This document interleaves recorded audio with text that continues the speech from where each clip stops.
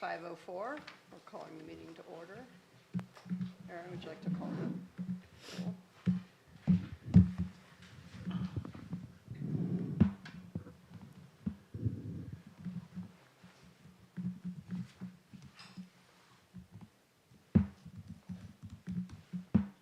Recording in progress.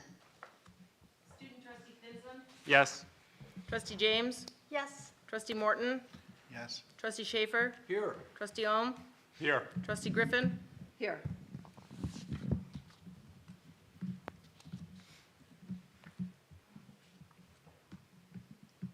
All right, just give me 1 second.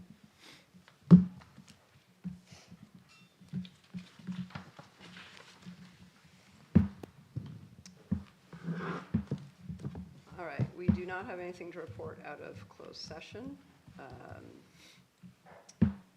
Moving on to 4.3, approval of the agenda. Does anyone have any changes before we approve the agenda?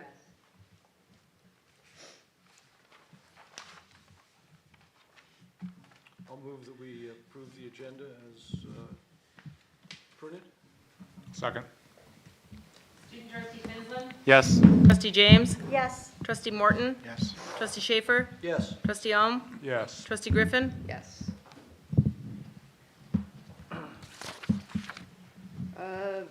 Item number 5, the consent agenda. Is there anyone who would like to approve the consent agenda? I'll move to approve. Second. Finsland? Yes. Trustee James? Yes. Trustee Morton? Yes. Trustee Schaefer? Yes. Trustee Ohm? Yes. Trustee Griffin? Yes. All right, on to reports. Knut, our student report. All right, so for this month, I chose to kind of approach my report a bit differently. I still sent out the survey to our ASB members, but I also sent out some kind of general statistics to everyone in the school to fill out through their emails on a Google survey. And I'll just go over the ASB survey first, and then I'll get onto that later. And so I asked people what they would like to say, what they would like you guys to know about district issues. And this person says that they'd like better tampons and pads in the ladies' room. And that's actually been mentioned here multiple times, so it seems important. And then also this person says, Listserv has given me a huge number of opportunities and provided me a way to interface with local communities of filmmakers, protect it. And then, kind of just as a fun question, what are you doing over break?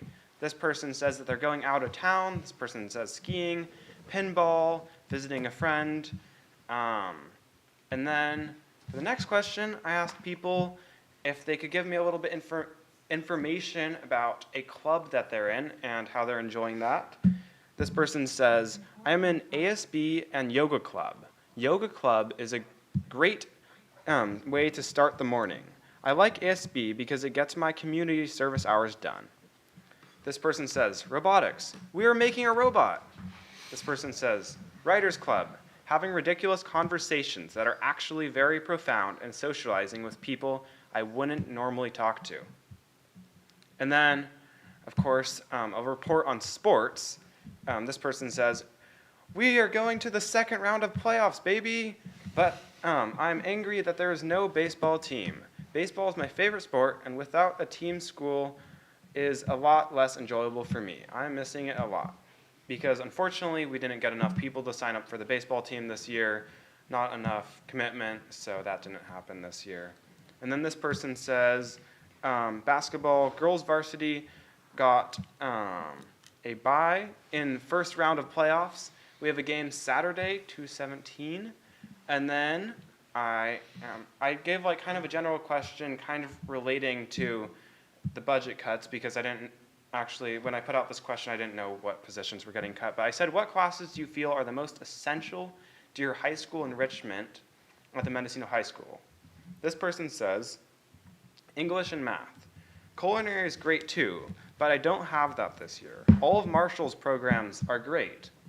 And then this person says, Spanish, culinary, English. This person says, AP Lit Video Pre-Calc.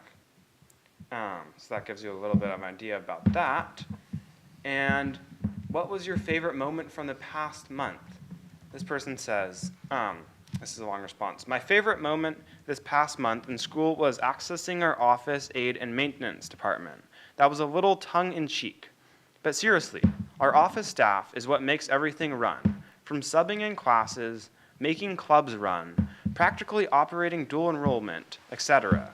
Also, Travis was the one person at our schools that represented to a student a young adult having non-collegiate career success. This and his incredible necessity in things like repairing our roofs cannot be understated and cannot be removed at the whims of some ebb and funding, especially as we still operate small, unnecessary schools in Albion and Comchi. So yeah, that's that person's point. And then, what are you most excited about for phase 2 of construction? This person says for the gym to be done, better cooking in the culinary classes, and they can't wait for Marshall's room to be done. And then that covers my ASB survey. And then I just have some short questions that Erin's going to put up on there as kind of a graphic. So that one is have you been enjoying your classes recently? 1 to 5. 5 being you loved your classes. And you can see blue is 1, they haven't been enjoying their classes. 2 is red, they haven't really been enjoying them. 3, they don't really mind.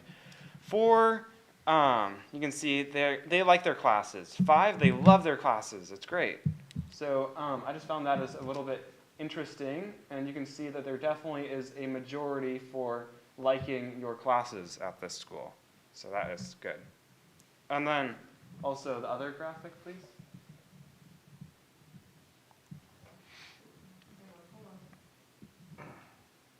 And then this one, I thought that the storm day upcoming and break is, I don't necessarily agree with it, and I wanted to put it out to the rest of the student body to see what their opinion was with it. And so I put out this question: will you be attending the storm day?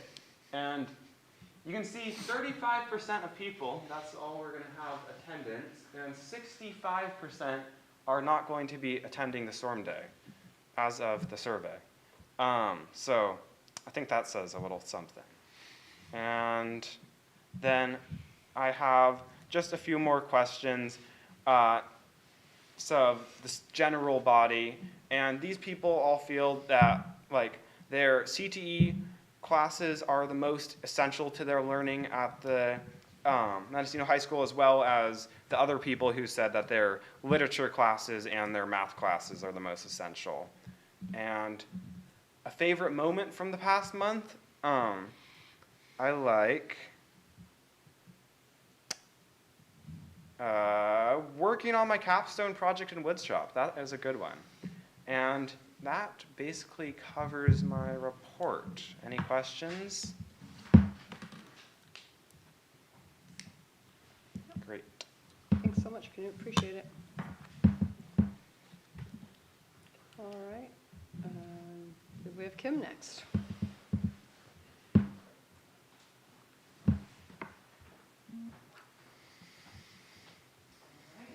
I was just going to share some pictures about everything that is happening around the KAKX school. February is a very busy month, and so I decided this was probably the best way to capture what is happening around right now. So Erin, you can go to the next slide. In second grade, they are working on spelling and vocabulary words, and so I know Miss Sasha and Molly are working to make it engaging, and you can see here that they use shaving cream all over the desks to practice their spelling words. It has a dual purpose, so it also cleans it very well. So they're excited about that. In several times a year, we have PBIS assembly school-wide, and then we break up into buddy classes where the older students and younger students work together, and we typically have a theme that goes along with it, and this last time it was respect, and so students worked in multi-age groups to create a poster around what respect looked like, sounded like, and felt like in different areas of the campus, and then, next slide, Erin, they presented it to their classes as well. This is something that the kids always love to do, the buddy classes, and so, as I said, we try to do it at least 4 times a year.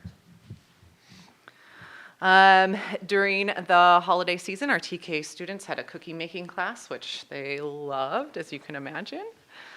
Next one. And first grade in science is studying air recently, and so they were studying all the different elements and aspects of air, and so you can see them playing around with air there. And they built an airplane in the classroom too, so they got to study how airplanes work and enjoyed sitting in their airplane.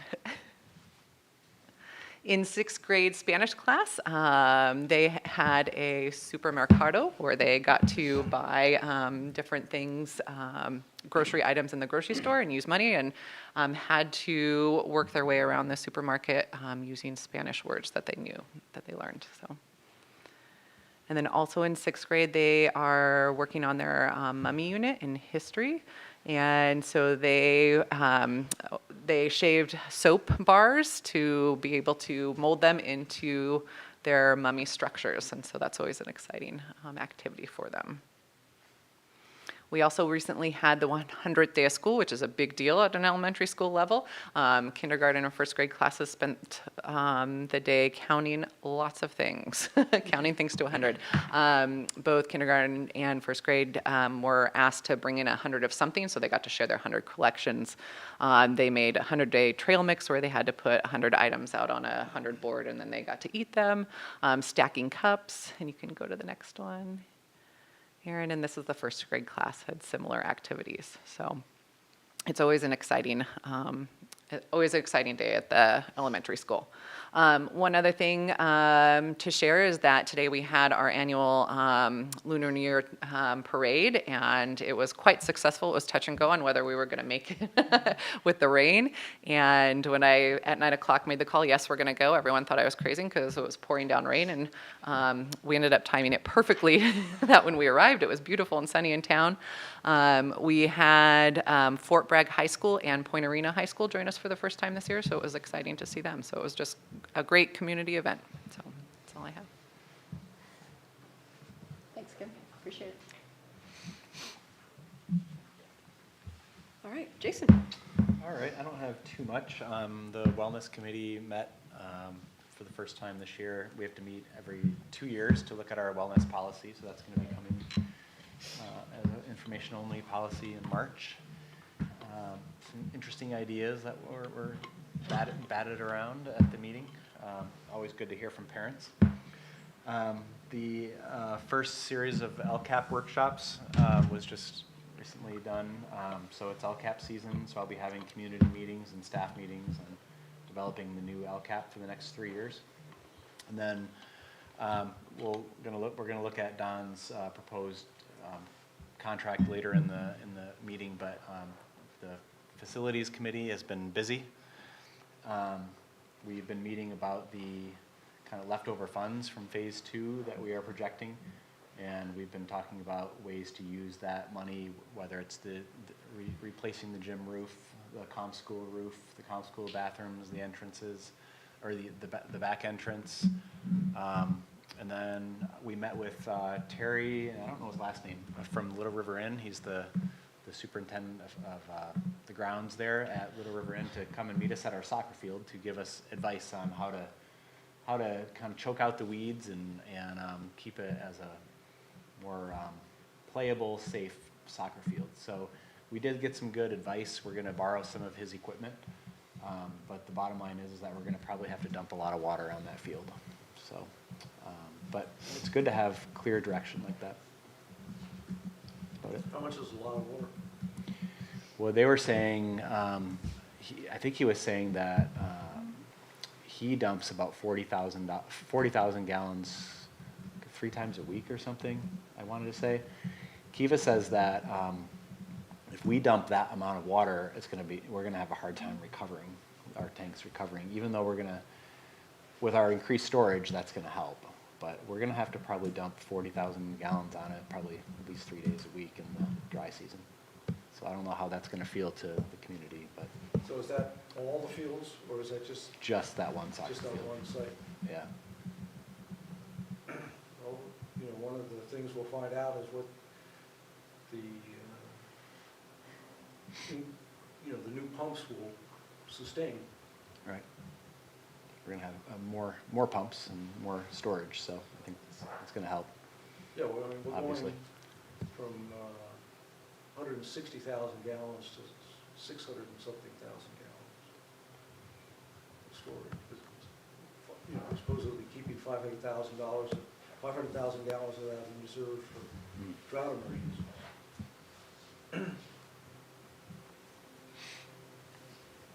That's it. Thanks. MTA, Diana? Not a lot to report. Just wanted to say it has been good working with Jason and the board to get some of the conversations going around the cuts earlier. I think it's helpful for people to know and helpful for people to start planning about next year and how this is going to look. I know it's been a bit of a bummer for everyone, for you and for us. And people are starting to shift into thinking about how this is going to work moving forward. And Josh Potter has put together an idea. He has a radio slot, and so he is getting teachers' favorite songs that are meaningful to them, having teachers come on as guests on his radio show to kind of bring us together in a new way and use music as a medium to kind of get our hearts out there. So, yeah. When is that? I don't know what his time slot is, Marshall. Fridays at 5. Fridays at 5. Okay. Thanks.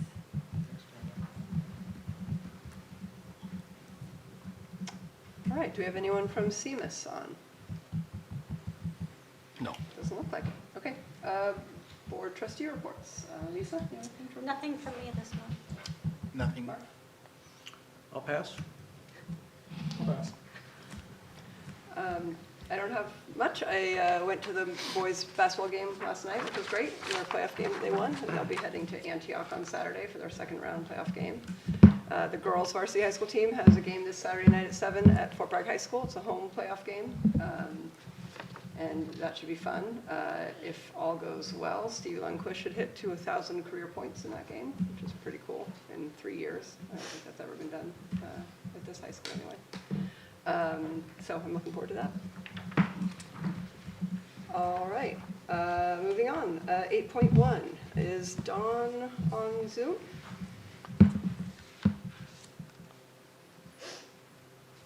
Looks like he's there. Hi, can you hear me? Yes, we can. Okay. Aaron, are you going to share the PowerPoint? Yes, she is. All righty. This, if you go to the second page, we can start there rather than just the cover. Great. And thank you for indulging me. I've just been running around too much this week, and it's good not to spend 4 hours going back and forth. Anyway, thank you for having me remotely. At any rate, this first one is basically our expenditures. You're probably getting used to seeing this sheet.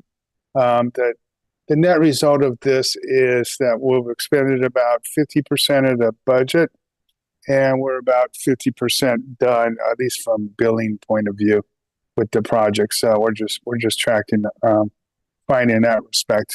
As far as finishing the project, we've had some delays, and I'll be speaking about schedule after this. But unless there's some questions on the dollars and cents on this sheet, I think I'm ready to move to the second sheet.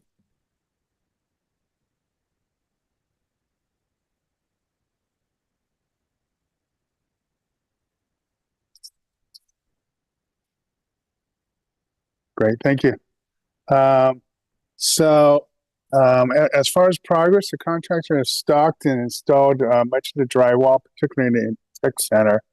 They're starting to do drywall in the gym. It's a moisture resistant drywall, so when you walk in there, it looks pretty purple. The purple is a distinction that it's a moisture and mold resistant drywall that's being used throughout. The electrical, mechanical, and plumbing roofings are progressing pretty well. They've been at it for a while, and they're tracking fairly well on schedule because at least on the interior work. The exterior work is what's being held up a lot by the rain, but the interior a little bit as well. In with this report, I was hoping to install rain gutters. The rain gutters have been installed at the tech center. The rainwater leaders have not yet, and they haven't started that on the gym yet. The gym's been a bit more of a challenge. The roofing itself has been installed in the tech center, and right now the scope for the gym is to do the flat roof, single ply roofing, mechanical well roofing only, not the shingles, but we'll be talking about that more. They managed between rain to get 2 of the mechanical wells roofed and partially over the kitchen. So they've been hindered a lot about progressing on site and roofing work.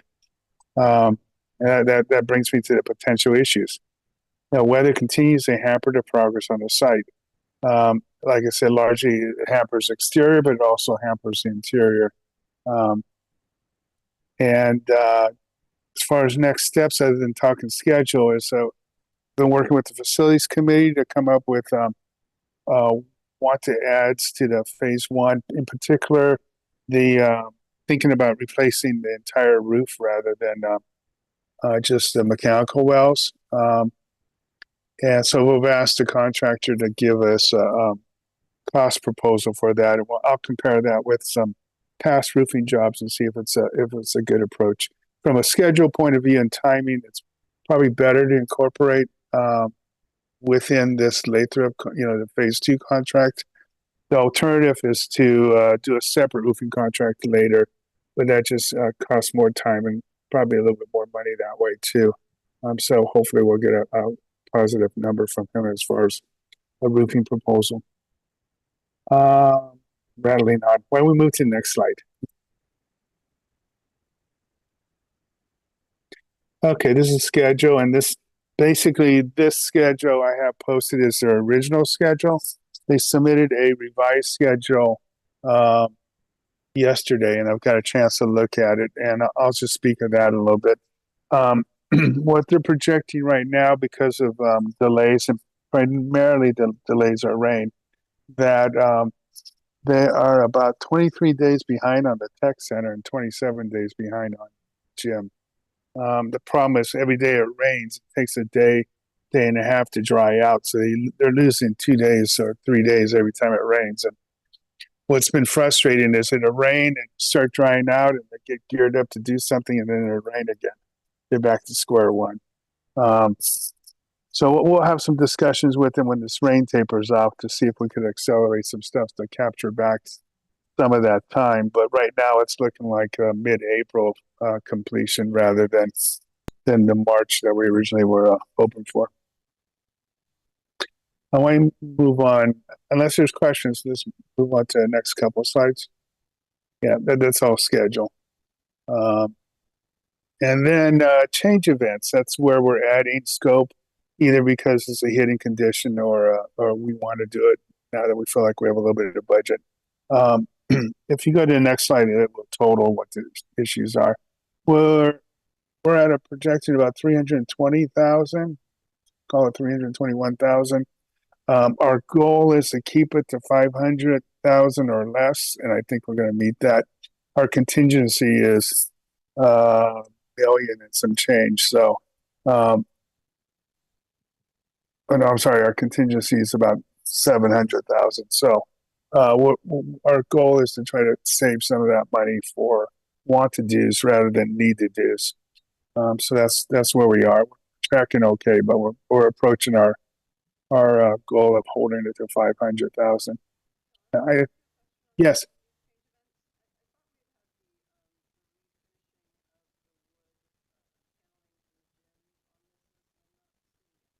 Yeah, I haven't seen a number yet. That's probably why it's not on there. This is I download. They use Procore, a computer program. So they've entered these numbers because they have numbers. So no, we definitely have talked to them about painting the gym. That's one of the nice to do's that we want to add.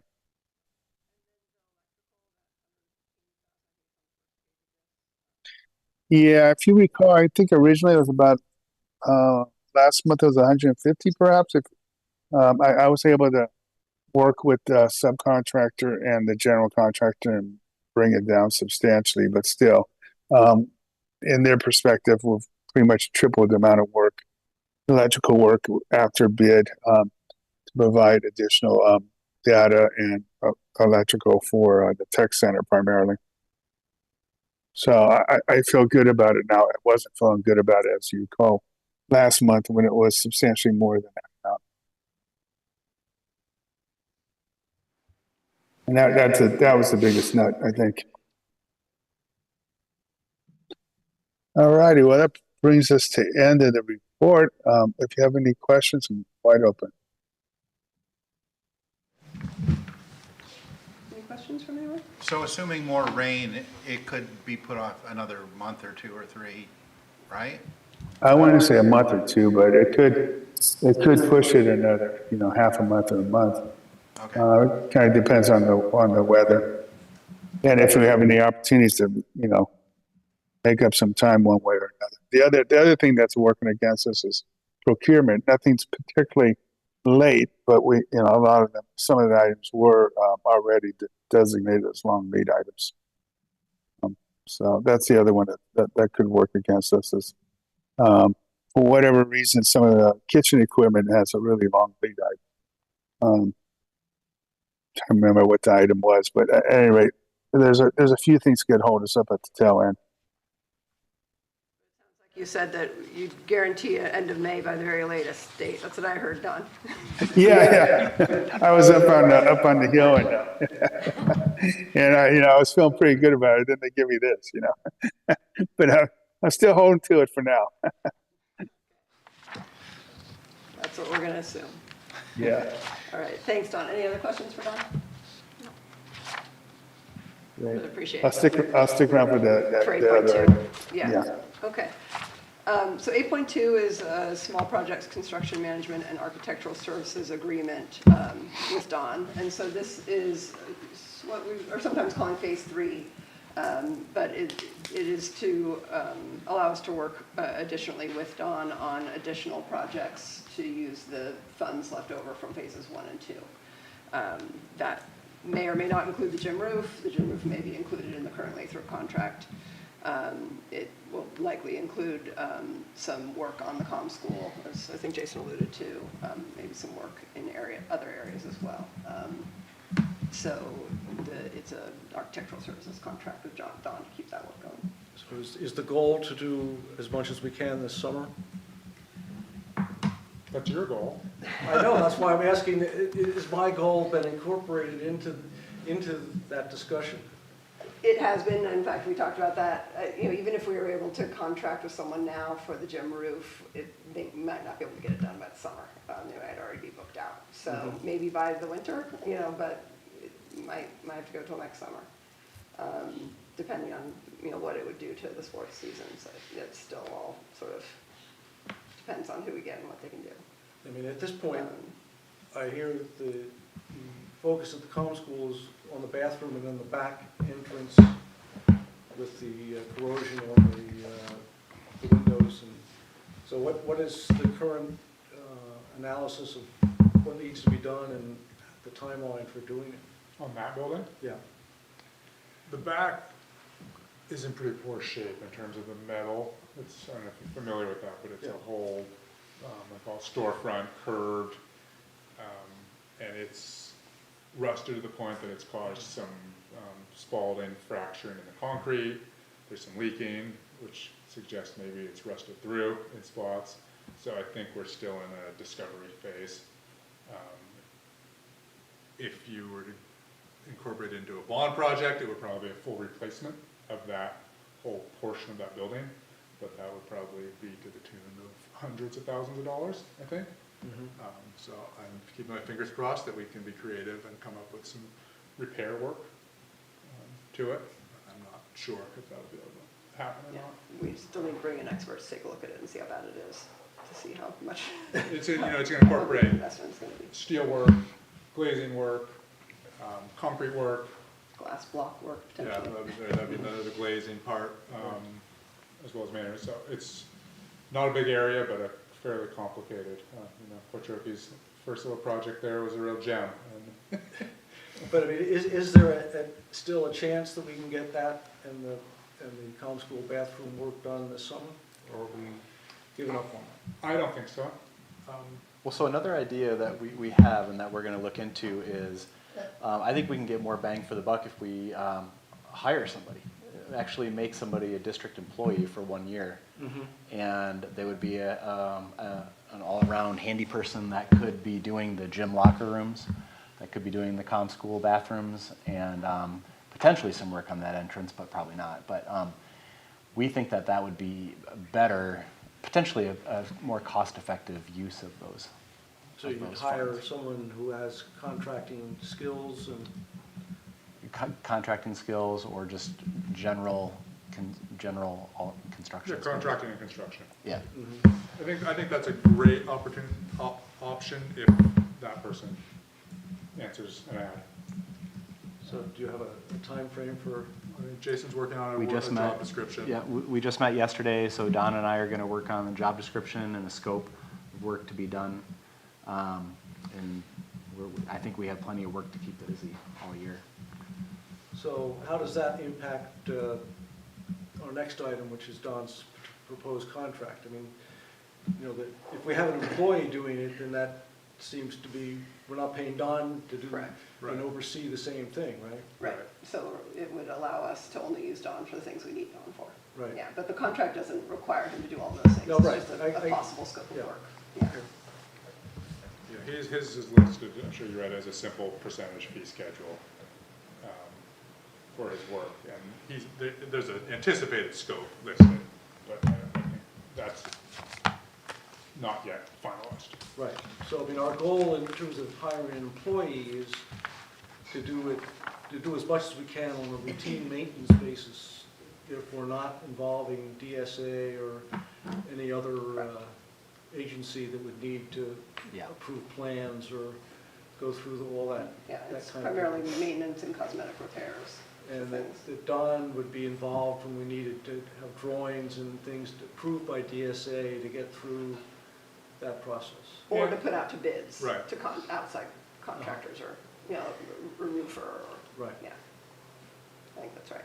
Yeah, we're also looking at the comm school roof, whether it needs replacement, whether it needs some sort of larger repair than what's been done so far.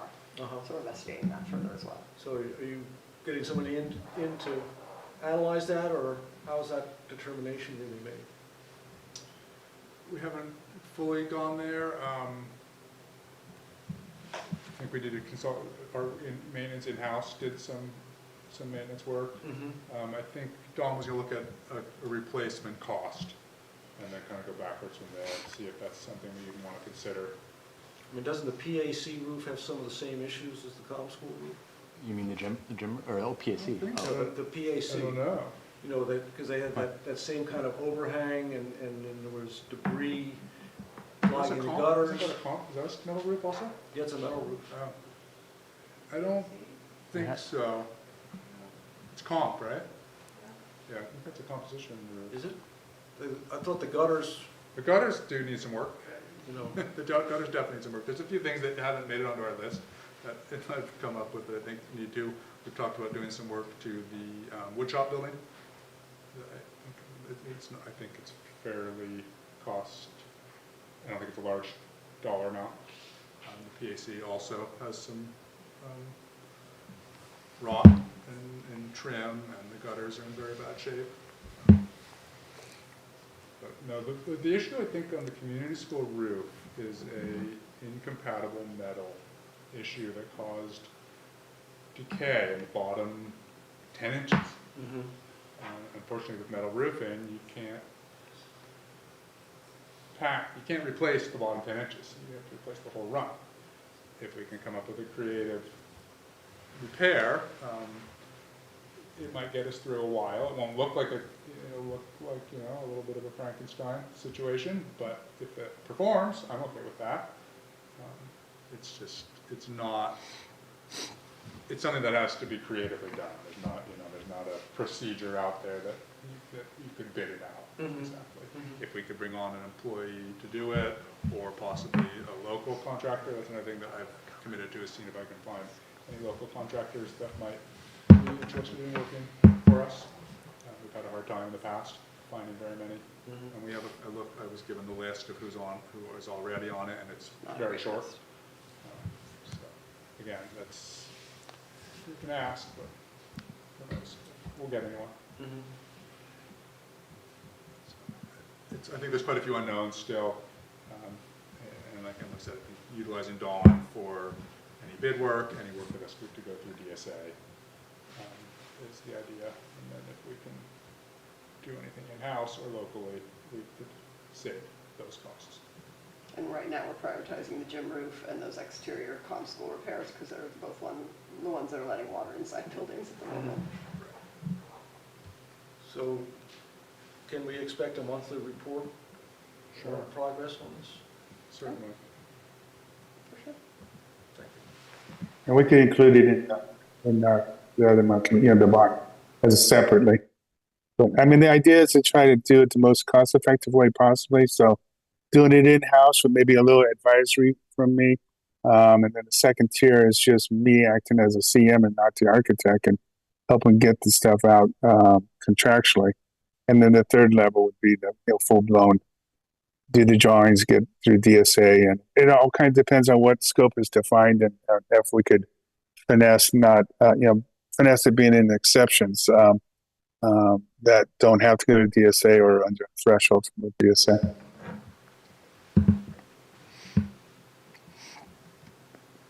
Any other questions about item 8.2, the contract, the additional agreement with Don?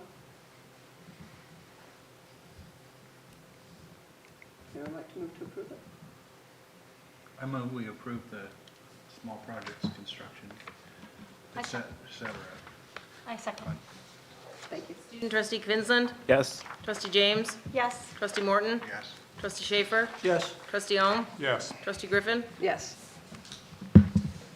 All right, we're about 11 minutes late for our timed item, 5:30 p.m. parent and community comment. Is there anyone here who would like to speak to anything that is not currently on the agenda tonight?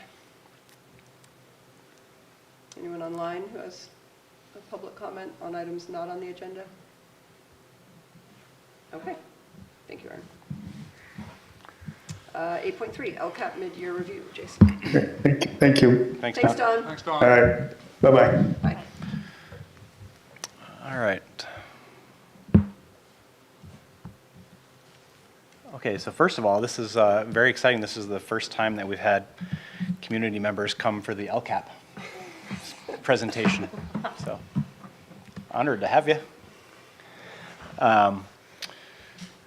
This mid-year plan, we started doing this last year. We had to, this is a requirement that we're supposed to report on any new data that we have. And so at the end of the year, and expected expenditures and actual expenditures to mid-year.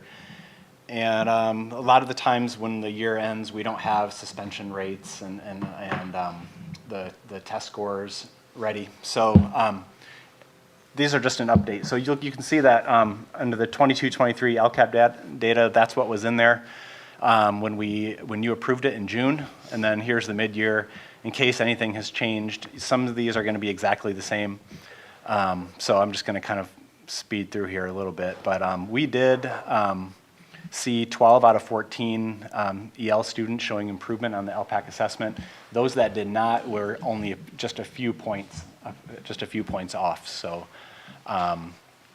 that was a success. Again, just to point out that 9 students were reclassified in 22-23.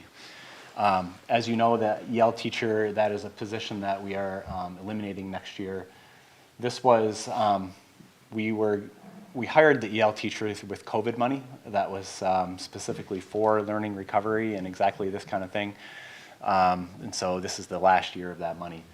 So we are trying to find a way, if we have 20% of a teacher next year, to continue to do the LPAC testing, and then we have other ways to provide services, whether that's in the classroom or with possibly our RTI teacher, if she can take some on, potentially. So even though we are losing the teacher, we are going to hopefully keep as many of those services as we can going forward. Goal 2, whoops, I went too far. Here's goal 2. These are for low-income students. Some of the data that we look at are the chronic absenteeism. That was a little higher for that population, and well, 22-23 was 42.7. This is as of that writing when I published this last week was pretty high. Suspension rates down a little bit. Mixed results on the standardized testing. All right, goal 3. These are many student outcomes for all students. You can see a whole list here. I'm trying to pull out the things that are jumping out at me.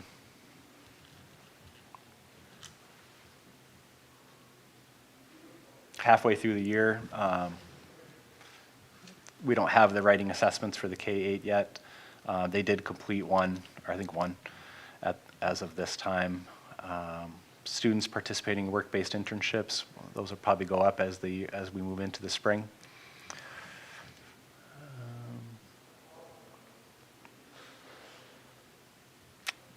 Not much to talk about there. And then goal 4, school climate and family engagement. This is all the same as last year. Our chronic absenteeism rate, like you can see, was 34% in 21-22, up to 48% last year, and we're hovering in the mid-20s this year. So that's quite an improvement, but that's to be expected. So Jason, that means that, you know, that first chart where you were talking about the percentage of absenteeism in Yeah. our socioeconomically disadvantaged students is more than double our district average, and by that notion, Right. a very high percentage of that 20% Right. has got to be out of the, you know, the socio. Yeah. So what are the reasons? Is it transportation? Is it? You know, I'm going to look at that number, Michael, and I might need to get back to you because that says, let's see, it says 22-23, so I was wrong when I said that. It wasn't to date, CFE right there. It was for 22-23, sorry. I said it was to date, but it's last year's number. So Okay. I can find out what it is and let you know. I can do it right at this meeting if you want. No, I'm just saying that it seems like you know, if we're going to tackle chronic absenteeism and the prominent group that has the chronic absenteeism has been identified here, we need to, you know, work especially with that group to figure sure. out ways of Yep. making impact. Yep.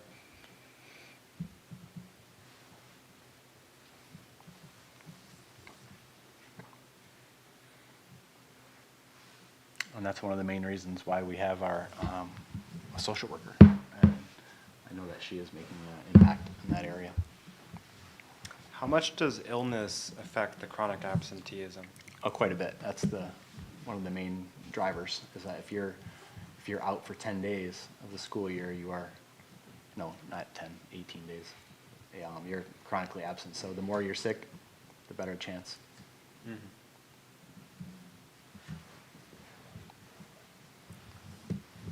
Do we have very many people getting COVID more than once, kids? You know, Kim and Tobin might know that better, but I don't know. You guys have any thoughts about that? Several kids have it more than once? And we've had a nasty flu go through. I know the middle school and high school that have had kids out for 3 to 5 days in a row with high fevers. What's the usual average number of days someone's out for COVID? Vaguely. Well, that's changed because the guidance changed. Right. It used to be a minimum, it used to be 10 days, and it was 5 days, and now it's 10 of your symptoms. So, 50 0 days. So that could improve things somewhat. Yeah, it's a particularly bad flu, the RSV, the flu, everything. Not gonna get that, but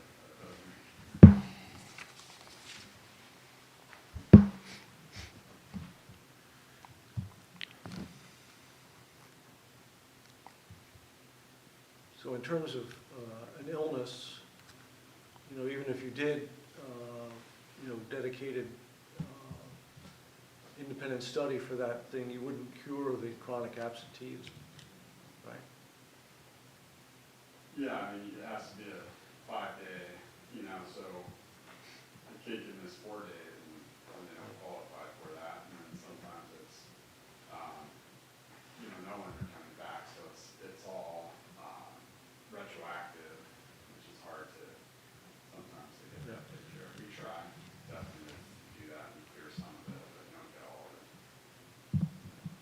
Would it be outlandish to provide like vitamins and stuff to the students that go out sick with, like, when in a big outbreak, to get them back to school as quick as possible? Well, I don't think, you know, the vitamins aren't going to necessarily help with the virus. We need to let it run its Seems course. like kids aren't as healthy. But, oh, just an idea.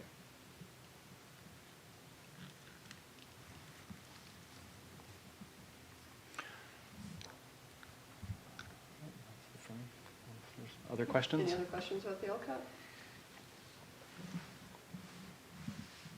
Just one other question, and that is, we had a small uptick in our suspension rate. Any particular reason for that?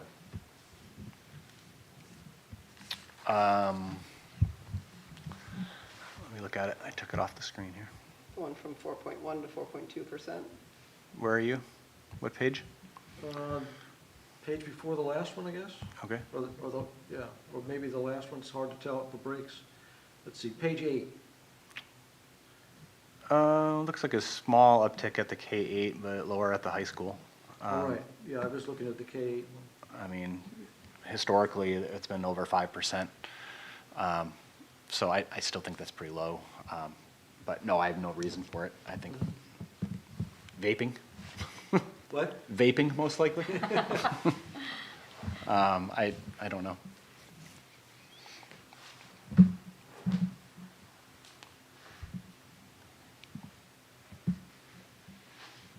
Any other questions on the LCAT?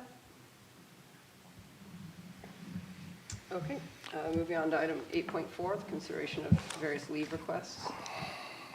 Jason, can we do these four as a single motion? Sure. Does anybody have any questions about them? I do recommend that we approve all of these leaves.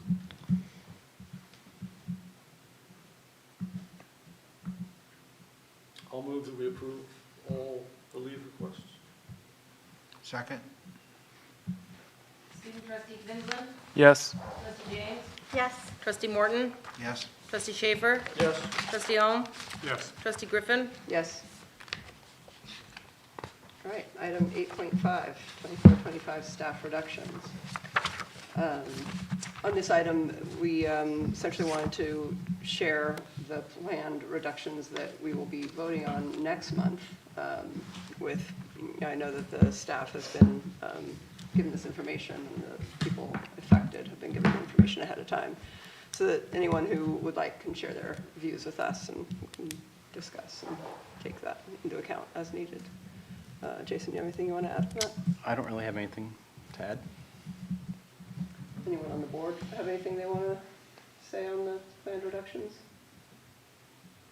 I think there was one typo in the version of the document that was on the website that had a 2.0 that should be a 1.0.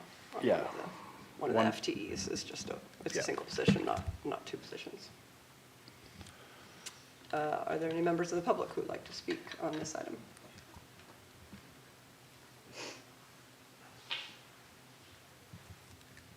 Anyone online with their hand up? I see there was. Okay. Looks like we can move on to item 8.6, the MCN listservs. As previewed a few months ago, we agreed as a board to move the listservs off of the publicly hosted MCN listserv and encourage community members to propose some other form of hosting those listservs privately. And we did receive a couple of proposals which were considered by a subcommittee made up of me and Lisa. And Lisa, you want to report back on Sure. what you found? So we did receive 2 applications, one from Marco McLean and then one from a group, and they're called the Mendocino Listserv Project. So Marco has 40-plus years of related experience. He taught radio production, sound engineering, and recording at Mendocino Community School. He ran a variety TV show on public access cable. He edited the Mendocino Commentary newspaper, hosted an all-night radio show, and participated in computer bulletin boards since the early 90s. So he obviously has a lot of experience, related experience. He's a proven, dedicated Mendocino volunteer. He's only applying for the announced listserv.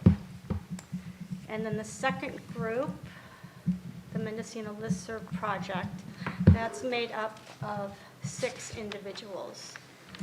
Danny Dawson is the leader, John Gallo, Frank and Linda Hartzell, and then 2 private people, private person number 1, number 2.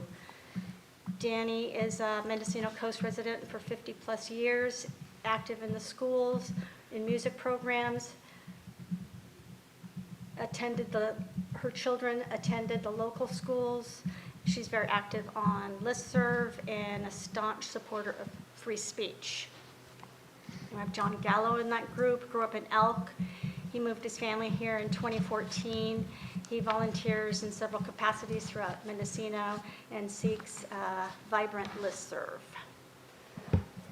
Frank is a resident of more than 10 years with 40-plus years in journalistic daily newspapers and managing editor at the Napa Valley Register and was a teacher.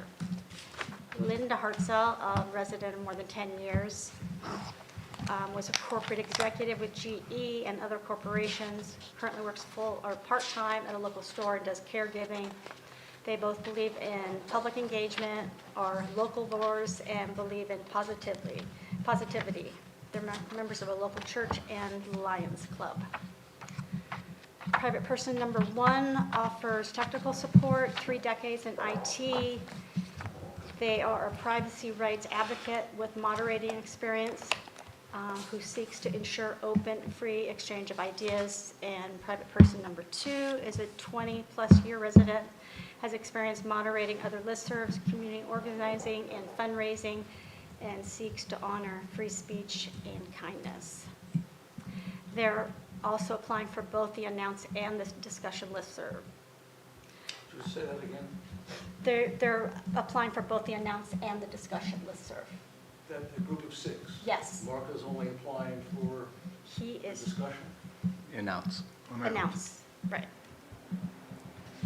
So the second group gave us an incredibly detailed proposal. I didn't count it, but it's probably 75 to 100 pages. It's just so incredibly thorough and well thought out. So for that reason, and because it is a team, because it's so detailed, and because they're applying for both listservs, we recommend going with the group. Have anything you want to add to that, Emily?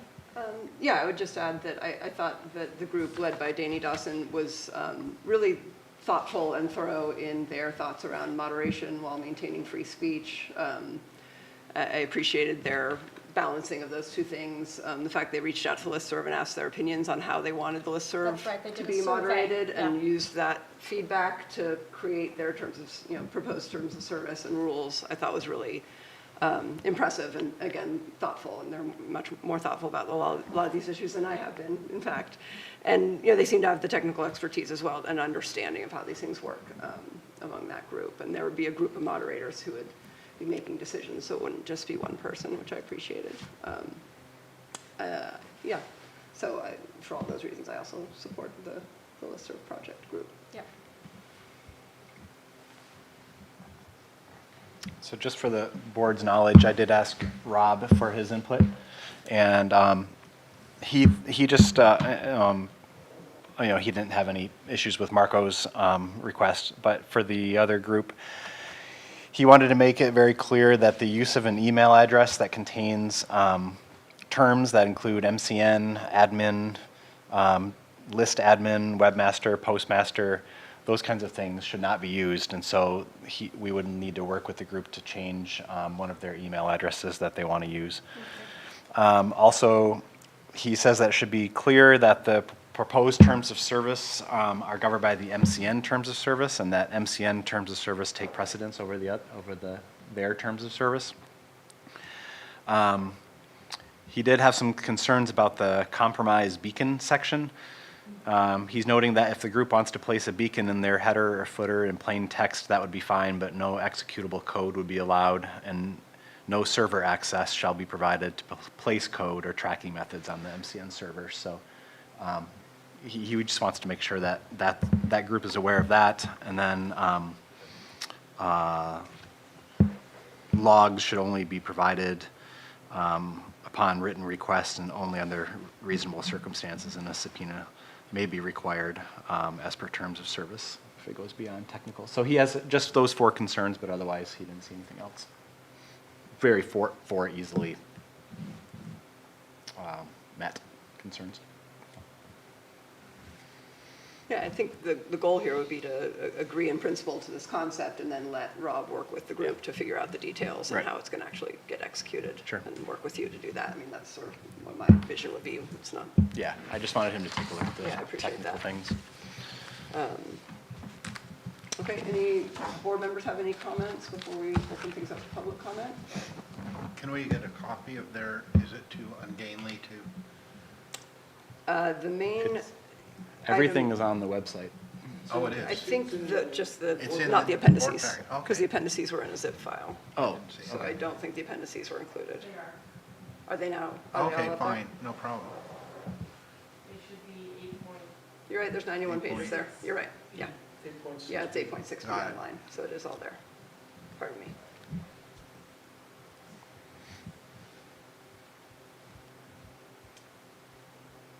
Any comments from any board member on this? Did anyone from the listserv project group want to speak, or anyone else from the public want to speak? I'm Dave Johnson, I did. and I would love to hear. Do you want to come over to the microphone? Okay, just a brief, very brief, okay. It's because the people at home Can't hear watching you. it won't hear you if you don't speak I into the... could not hear what you said. Oh. The last comments, you were looking toward the board. Oh, yeah, and there's just a big wall here. You can come closer to me, Jason, it's okay. Rob's conditions. Yeah, Couldn't hear you. so yeah, Rob had just a few technical concerns that are easily, we can discuss them, and it's not going to make a big impact on anything. Okay, sorry about that.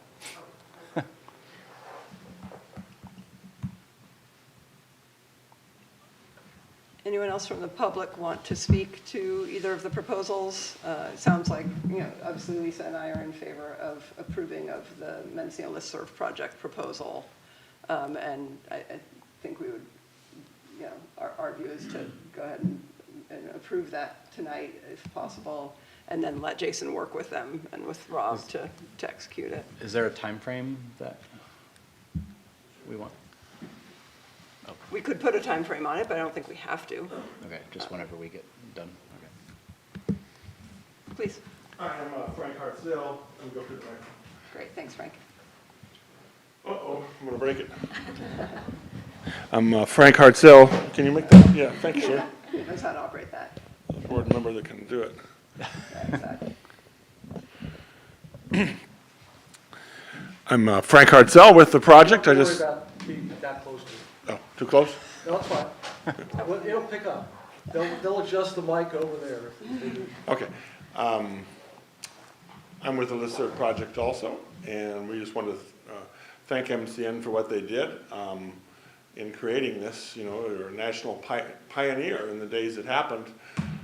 My parents back in the 80s got one of the first people on among all their old, my dad was a World War II guy, and he could brag to all his buddies. He was on the internet, you know, and it was brand new, and he had his own page, and poor Rennie that worked here had to work with Dad and Frank, and we loved those guys. They finally got the old folks through, you know, and MCN really took something and sent it up, and we want to keep going with something that's entirely local, and we don't want to let this slip away into Facebook and Nextdoor and somebody from somewhere owning all your information. We're not interested in your information. We just want to have a good community listserv like you guys started, and we wanted to thank you for it. So that's all I had to say.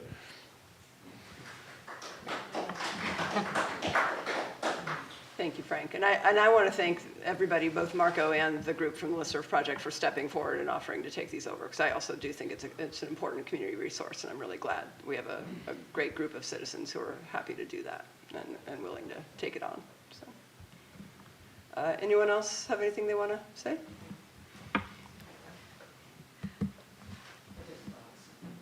Yeah, please. A very reluctant leader, but John Gallo, who is doing father duty right now, couldn't be here, but he really spearheaded the project, and I want to thank him for that. And Frank sent out the survey, and Linda helped, and our anonymous members are anonymous for good reasons, so they're not here this evening, and I want to thank them too. We intend, if you give us this opportunity, to recruit moderators from the listserv membership. So, and they would be volunteer, and we would have a group of moderators who will look at, well, if you've read our proposal, you'll see what's in there, but some of you maybe haven't. You know, any offensive posts will be flagged by the listserv membership. We don't intend to pre-censor anything.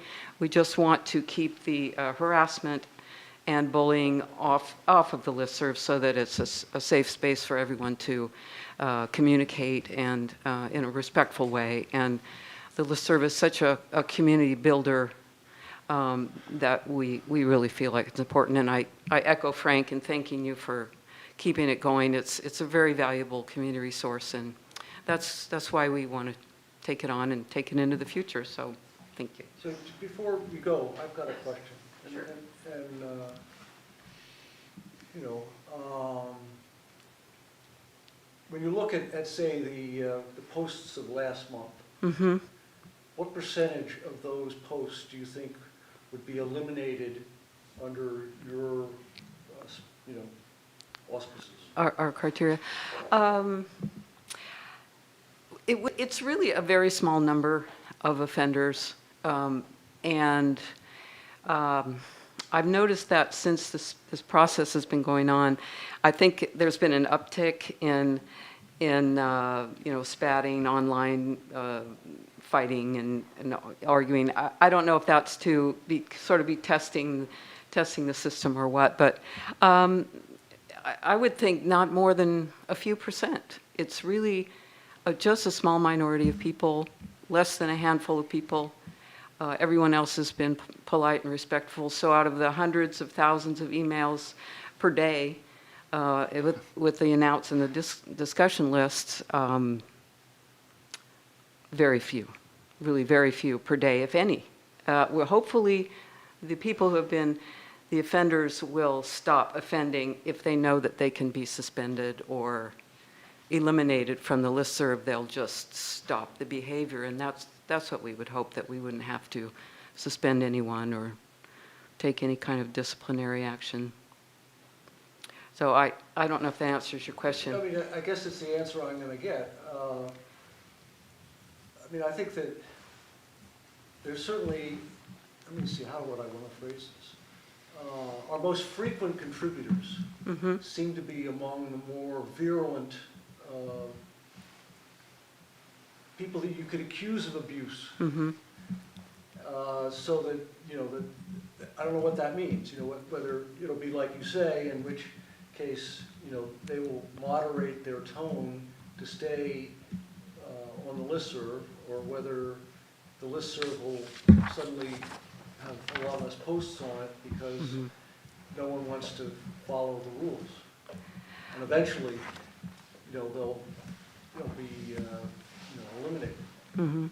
Well, we do have an acceptable use policy, and once the users understand that policy, they'll know, just as you have a policy, they'll know that if they violate that policy repeatedly, they will be suspended or eliminated permanently, and hopefully they will self-moderate. If they don't, we will moderate, we will suspend or eliminate them, and then that should eliminate the problem of those few offenders that you're referring to. But what is to prevent someone from just logging in and creating a new email address and doing the same thing? Well, our tech advisor has a way of getting around that, and I can't tell you what it is because I'm not a techie.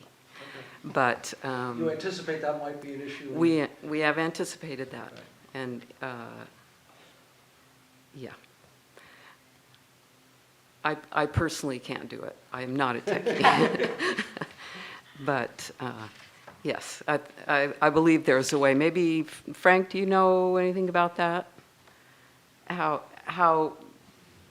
a user who would be, let's say, suspended would, what was to prevent them from creating a new email address and then coming back on? Well, I don't think we're working on that. I mean, if people do that and then violate the rules again, that has happened on the list. There's a million what-ifs with all this, but, we hope to attract a lot of people back to the list that have left. I know several people who have said, some women have said they left because they felt threatened by talk of murder and other things that one or two people have said, and they didn't feel safe. So I think if they could bring them back, if people say things directly about Nazis and other things they've done, that's got to go. But we're not here to censor things. I mean, I haven't seen anything since all this started that would need to, I haven't seen them do that. Nobody's done that. So I can't think of a single post in the last month or so that needed to be taken off, or that if it was objected to would be removed. There was months of back and forth threats between people that just freaked people out, scared some people, and made the environment seem unsafe, and then legal things and all sorts of things. So anyway, we have in that packet we sent sort of what we're going to do there, but we hope to be very, very light with all this. And did I answer the question? What were we saying? I think so. Not really. What was the question? It was about whether if someone changed a new email address, could they be blocked? I imagine you'd have to somehow be searching the IP somehow. Yes. I'm not much of a techie guy, but I imagine that's what it would surround. I think that's it. I don't know, that's sort of like I don't know if digital they- sleuthing of some sort. They may outwit us, and we're not out here to, make sure everyone is kosher that comes in. Just, if they do that again, then, I don't know, I don't think we've thought that through. That's something that we might look into, but I think there are people that are very good at changing their identity, and that's not necessarily what we're trying to do. We're just trying to keep the place safe. If I could jump in with a halfway answer, I'm Linda Hartzell, and thank you all for considering our proposal. Would you come up here? Just because the people who are watching on YouTube. I understand, I'm sorry. Pleased to be here.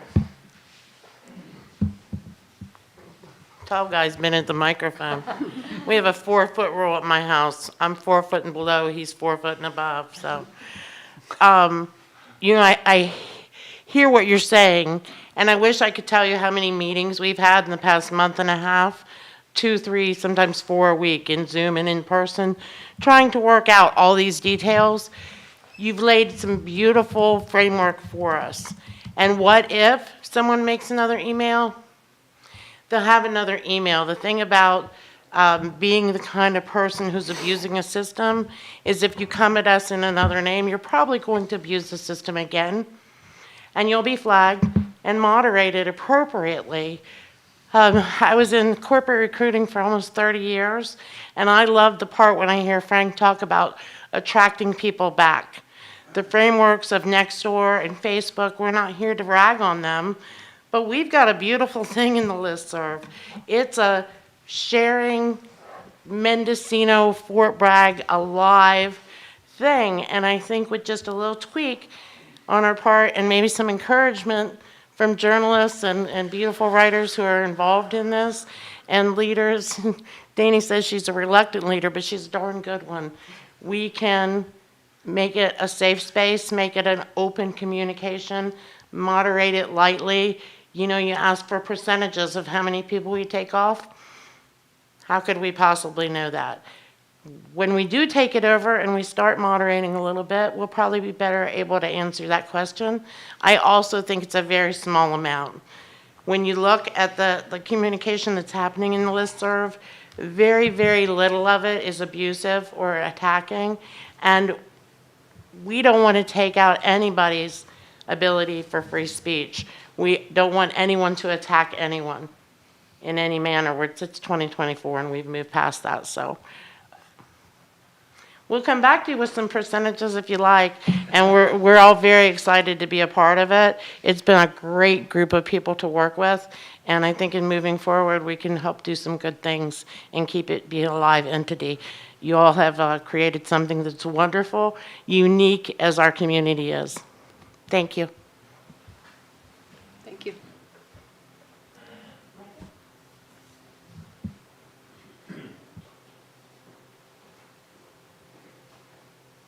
Hello, everybody. My name is Dr. Michael Brown, practicing psychiatrist here for the last 24 years. And my amicus remarks here really center on mental health in our community. And the listserv, you know, you've read multiple places that this is the age of loneliness, that more and more people are feeling isolated and separated in their communities, beginning around the time of COVID, but continuing, so that the listserv provides a wonderful, healthy environment for people to communicate specific things that they want to share with the community, but also to be part of it is to feel connected with the community and not so isolated and alone. On the other side of the coin, I can testify in my practice that people who have been on the receiving end of some of the savage trolling messages is a significant factor, and it's been very hurtful in certain people's lives. So I think it's important that this group is struggling to find a remedy, and it'll probably evolve in a trial and error fashion. But, you know, from my understanding of it, they're coming from a place of trying to minimize any constraints on freedom of speech, but also be able to target significant kinds of behaviors, you know, that are hurtful. So that's why I'm in support of this project. Thank you.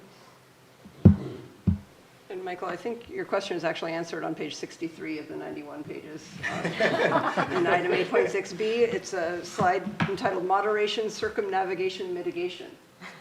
And it provides that because people can just sign up with new addresses, they would use essentially not allow new email addresses to sign up to the list and have a phone approval system to allow a new email address. So there's essentially a second step verification to a new user signing up to the list. And if people try to get around the phone approval process with voice-changing technology, they would do that in person. So they have already thought of this and provided some ideas on how to address it.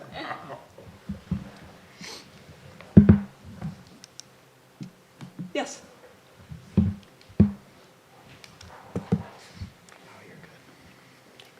Hi, my name is Ann. I have a cold, but not contagious. But my name is Ann Kyle Brown, and I've lived here for a long time. And I care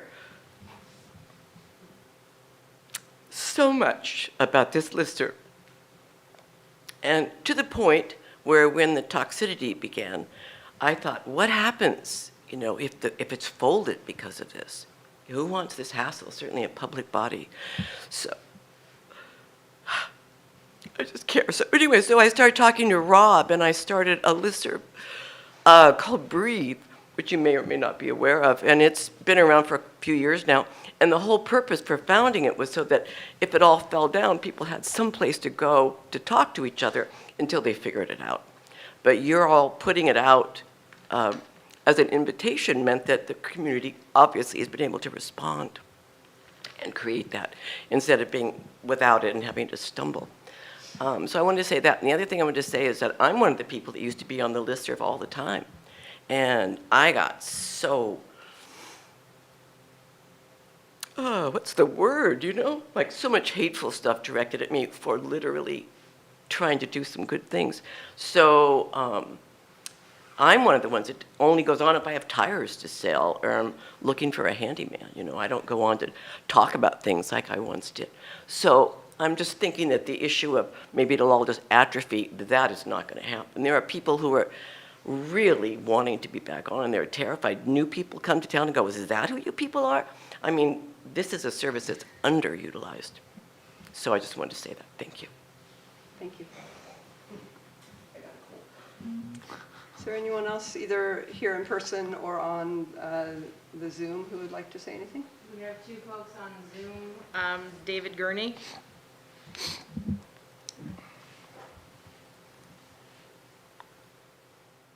Hi, David. Can you want to say something? There you go. Yeah, can you hear me now? Okay. Thanks to technology. Okay, I got about 3 minutes here, so I won't go over. First and foremost, I want to thank the brave community-minded folks who have finally stepped up to do the right thing.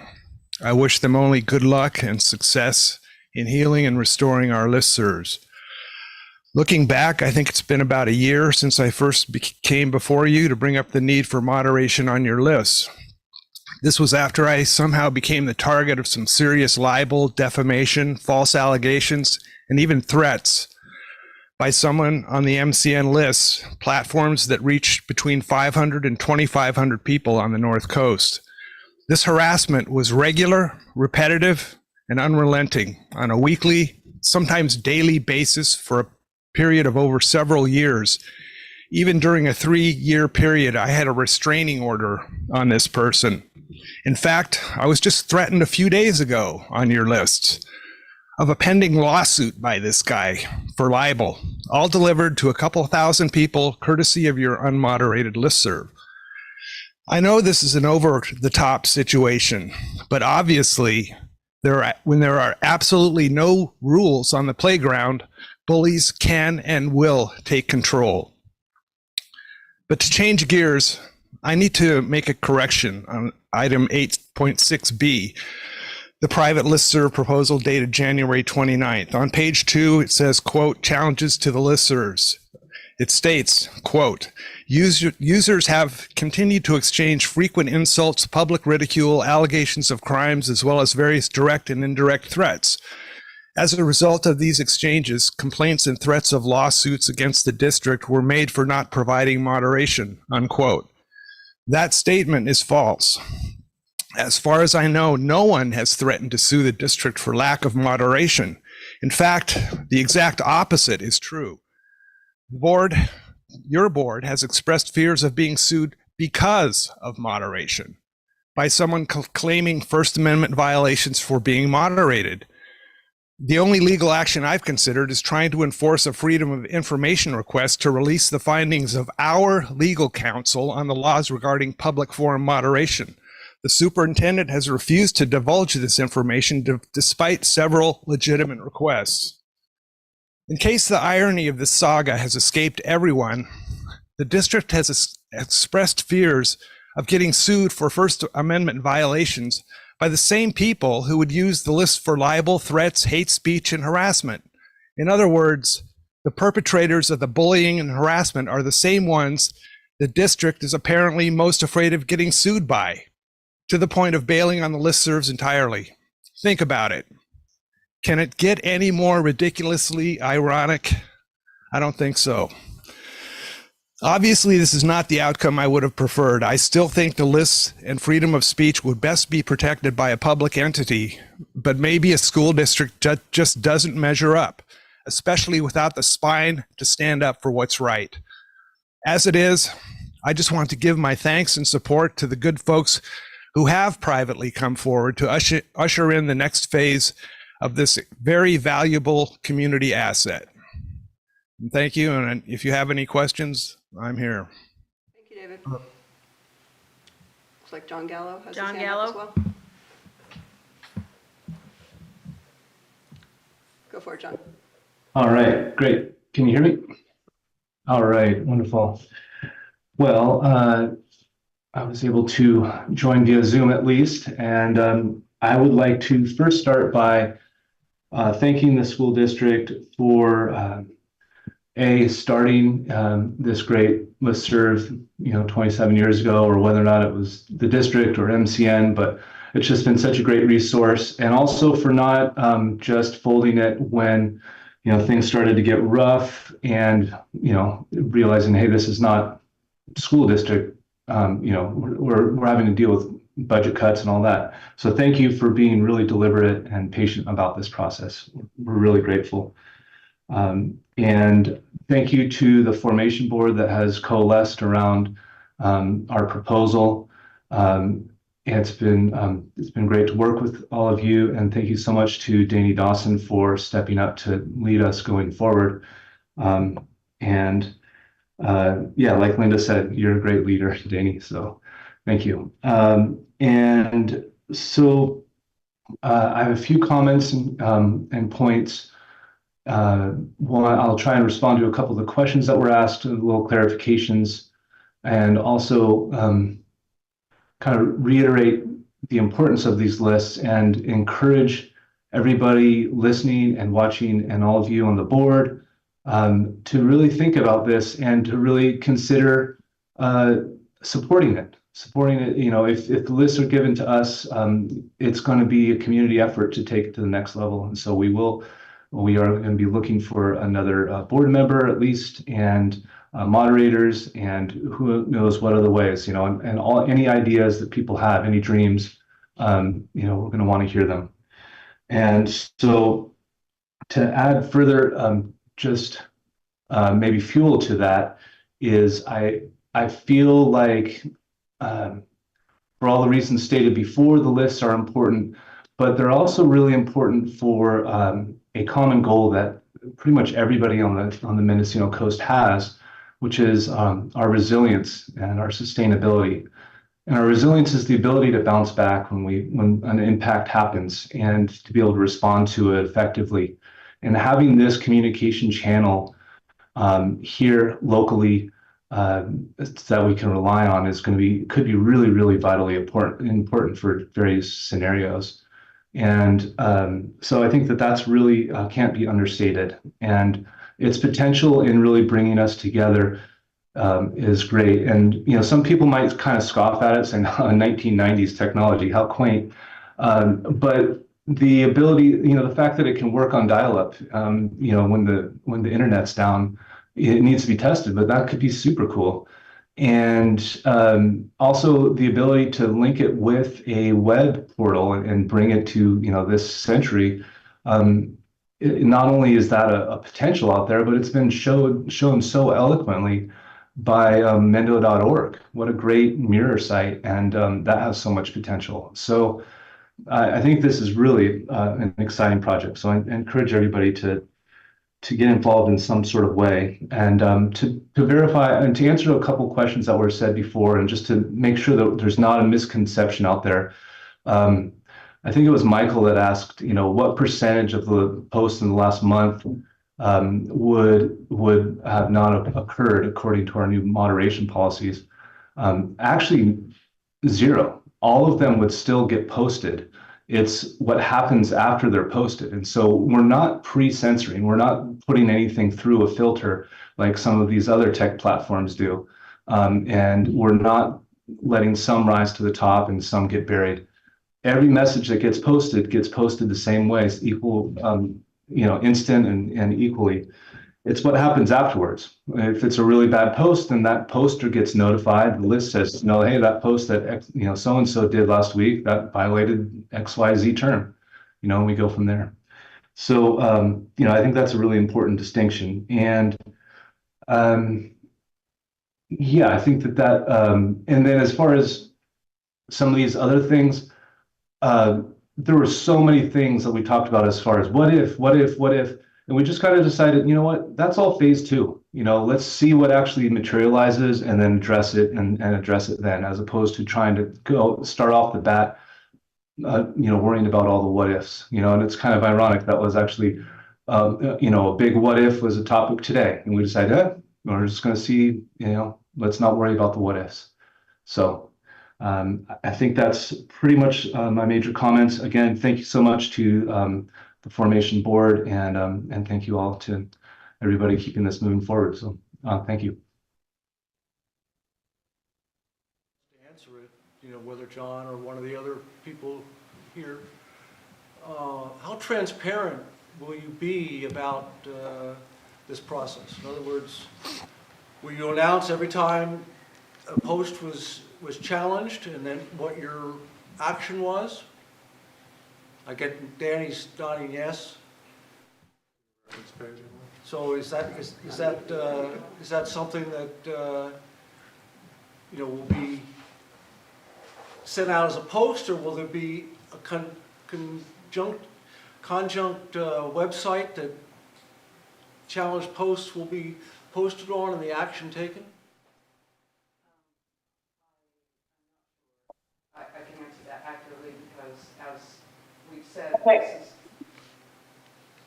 this is still something that is being worked out. And as we haven't tried it yet, we don't know. Our purpose would be to be as transparent as possible, because people have said they would like to know that they need to know and trust the people who are moderating. And we would share, yes, we would share the post, we would share the action if the moderators decided to suspend, to give a warning or a suspension, that would be posted for all to see. So that not only would that set an example of this is the kind of behavior that's not in the past on the listserv, but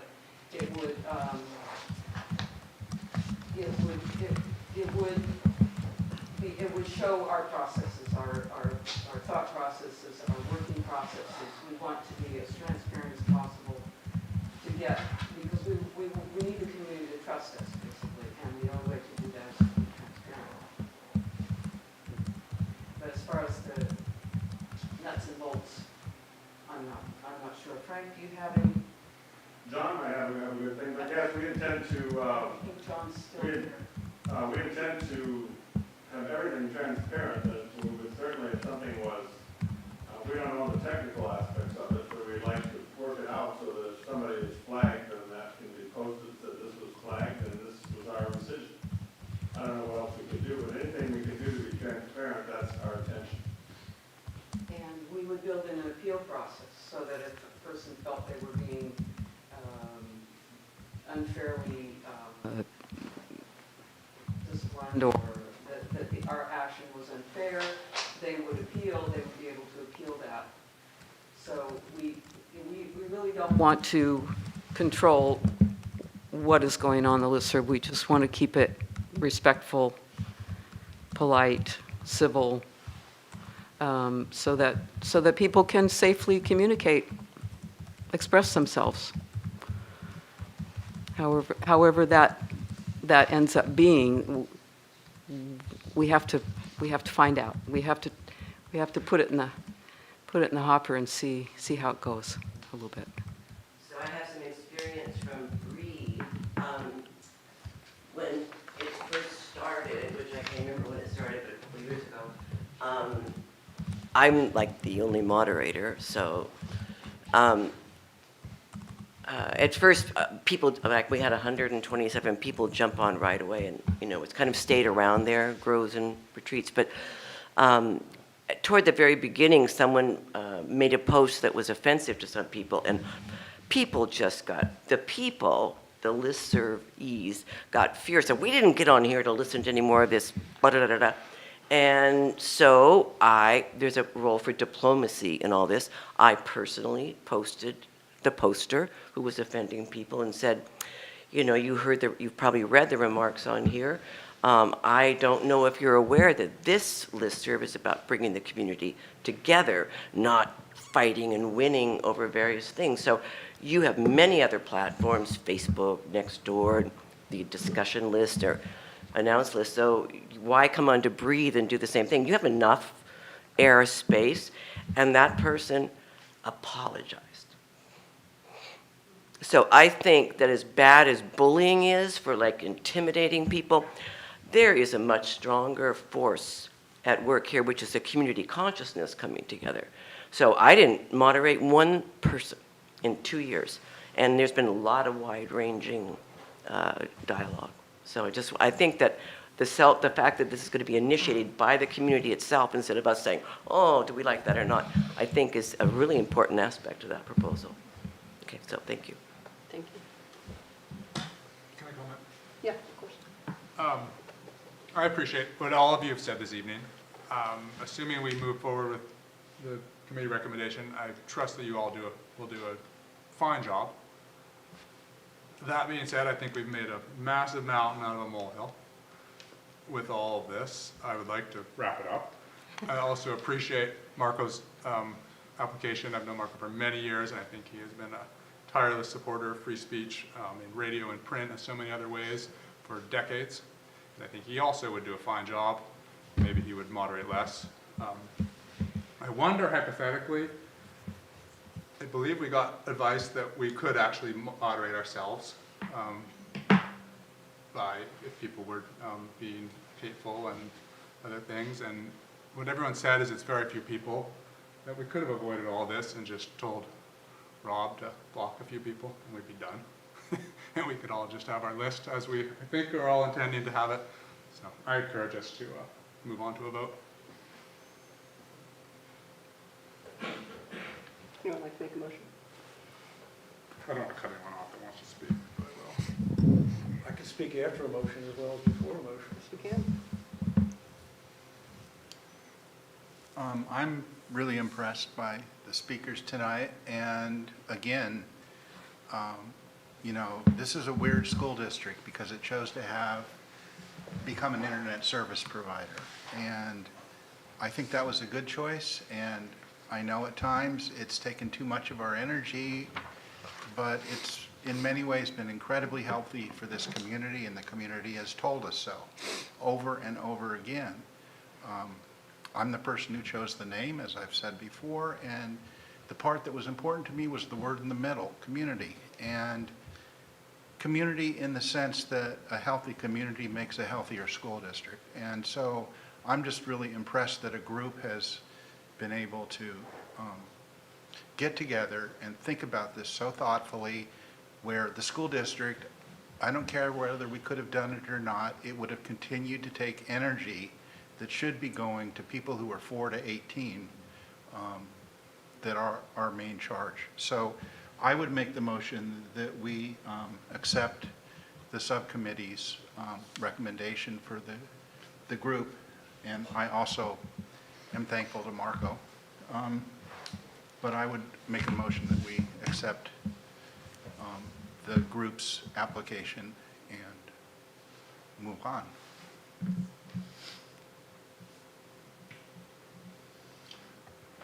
Yeah, I wish I had your confidence that adopting this will solve the problem. I think there are many, many things about it I like and admire, and the fact that so many volunteers have come forward, you know, impresses me. I mean, you think of all those person hours that are going to be spent dealing with this, which is exactly the reason why we didn't want staff at MCN to do it, because it was just going to be, you know, a cost prohibitive kind of situation. I still believe, you know, that the simplest solution is just to keep it the way it is, simply because I think that if you don't want to hear those voices, it's easy to turn them out. I mean, that's what I've done with quite a few people, and I turned them on in the past month just to see what they were saying, and some of them saying the same hateful things that I turned them off for in the first place, and maybe that'll change. And if that's proves to be the case, I'll be pleasantly surprised, and you know, and think that's okay. I was wrong. You know, moderation can work. I think I got different feedback today about how many messages might have been changed, and I got the point that there'd be no pre-message censorship, but there were certainly, you know, quite a few messages in the last 30 days that were, you know, crossed over that line that I think I heard people trying to establish. So it can be interesting to see how successful they are in making that happen. But knowing that the majority of the board is moving in that direction, I'm not going to try to block that effort. But I am skeptical at the same time. Is there a second for Mark's motion? A second.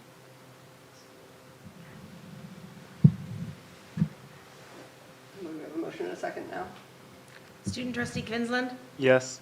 Trustee James? Yes. Trustee Morton? Yes. Trustee Schaefer? Yes. Trustee Ohm?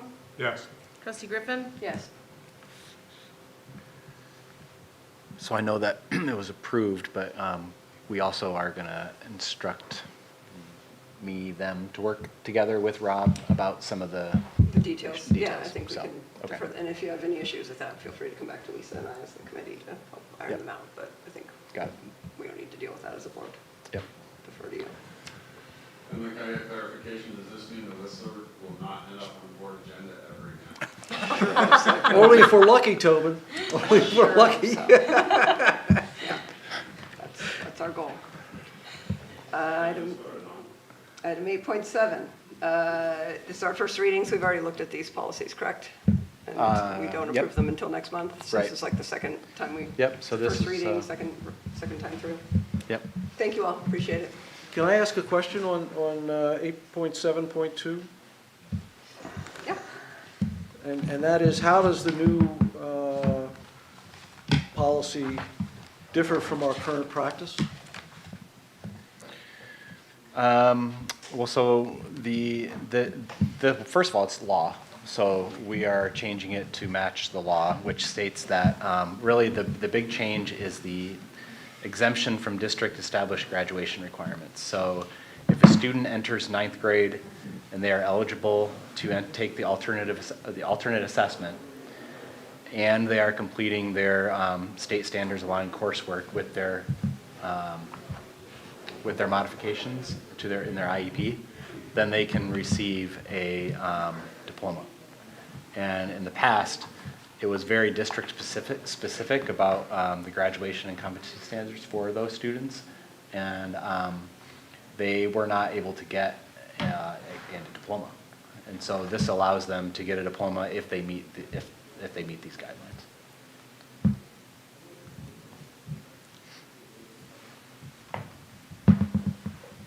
And then there still is a path for a certificate of completion at the bottom there, but. So I guess I'm not aware of lots of cases of students with these issues that didn't get diplomas. Well, we've had a few that got a certificate of completion rather than a diploma. And now they would get a diploma. Yeah, and they're very rare cases, for sure. Because most students you have to be able to meet the alternate assessment, you have to have a significant disability.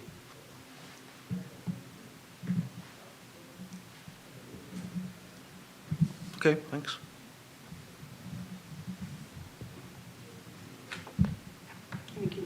change on the bidding document that I asked for last time, so that looks fine to me. Any other questions or comments on either of these policies? My mistake, it is an action item to move it to final meeting for next month. If you could make a motion. Okay, so we need to, it's an action item to move it to, and then it'll be in the consent agenda next month, is that right? Correct. Okay. So it sounds like we do need a motion to put this on for the final approval next month. I so move. Second. Student trustee Kvinzland? Yes. Trustee James? Yes. Trustee Morton? Yes. Trustee Schaefer? Yes. Trustee Ohm? Yes. Trustee Griffin? Yes. Okay, we have some future agenda items here. Anything you want to flag, Jason, or just sort of? I had a question. Do you still want me to bring Mark and Tom for a solar discussion? I don't. Mark, you asked for that. Yeah, I had asked for So- that. Yeah, at some point, I'd like some clarification on where we Okay. stand and what's I think- possible. Maybe it's only necessary if it's viable. In other words, if they think there's a path forward. Yeah. I think I forwarded you all an email from Tom that made it seem like it was viable, but time was running out. So I think it needs to be completed by, what, 2026, I think I've read in that email? I mean, I guess by viable, I mean not that the deadlines don't exist, but that there exists a path forward for us to meet those deadlines. You know? Yeah. In other words, are there people still buying, installing that and accepting, PPEs, those pre-purchase agreements to pay for it? So that we don't put any cash up front and pay for it out of, what we would have been paying in utility bills. And is that mechanism still valid? Because, if we have to take it out of our own funding, it's not going to happen, I don't think. Right. I thought would in that agree with email that. he said it was a possibility, but we have to move fast. Well, what I'm saying is, rather than tell us that, is somebody willing to make a proposal that implements that? Well, don't we need to ask for someone to make that proposal? We haven't. Well, I don't know, is that the next step? I mean, I don't Okay. want to have people come in and just repeat what you just said. That doesn't seem to be very useful. So in other words. I wasn't asking for it, I know that Mark asked for it. I mean, it seeing seems if you guys to want me, to bring it. if it's worth the time to solicit a bid for somebody to meet that deadline, Okay. I'd certainly be interested to do that. I think, achieving that energy independence is a valuable thing. And if we don't have to put any money up front, then it's doable. Okay. I think your discussion is moving beyond agenda items. I would love to hear a report and why it's viable or isn't. Exactly, yeah. Just sort of sums up what you're saying. Yeah. And I think part of that is, has the K8 solar project delivered on what it promised?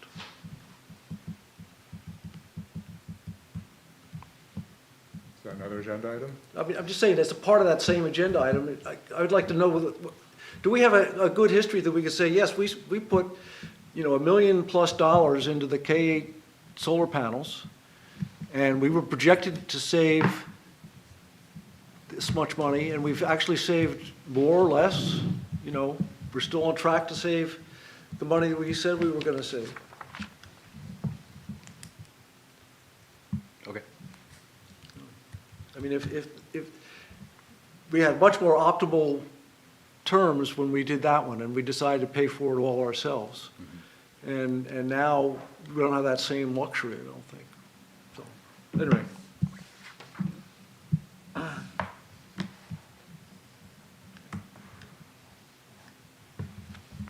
Okay. We're gonna kind of formalize a phase 3 item, or we're just gonna wrap that up in Mark's.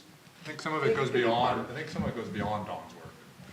Yeah, I think that's right, yeah. So we could just maybe have its own item, right after him. So it'll be Maybe like a standing agenda item, and if there's Sure. if there's That's no what new news, Michael we'll asked say- for, and I think that's prudent. Yeah. Keep us on task. Yeah. All right, and the next meeting is March 14th at Greenwood Preschool in Elk. All right. Yep. Meeting's adjourned. Thank you.